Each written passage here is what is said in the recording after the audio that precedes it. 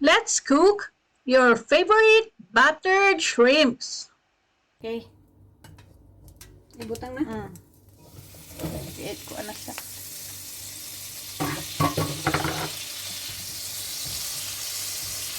So that's 50 gram of Ayla butter.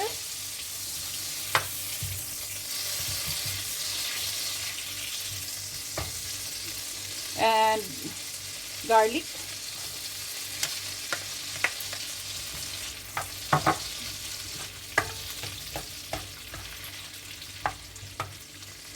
Dissolve the butter and then also brown the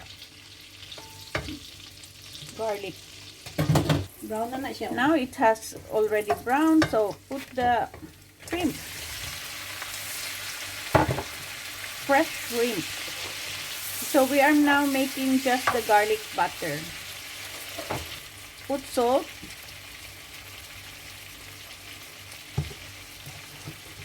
According to your taste.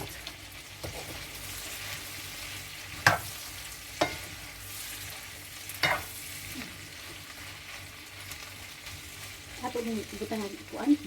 Cover. Oh.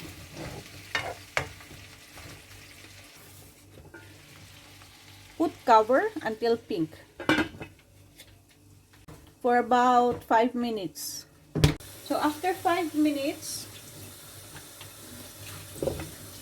check and then mix a bit.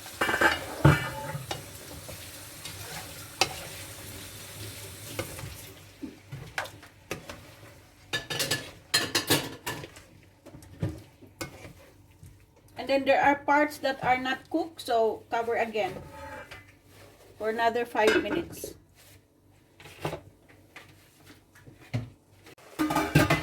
Then mix again. Wow, it's all cooked now. It's all pink, as you see. It is now ready. The shrimps doesn't always need to be cooked so much. Once it becomes pink, it's already ready. Ato butang na. Delicious. Do you want to put some little bit like this? Do you want? So fine.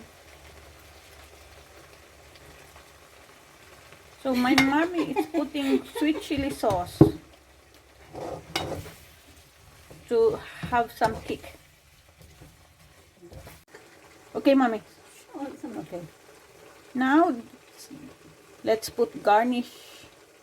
That's yummy.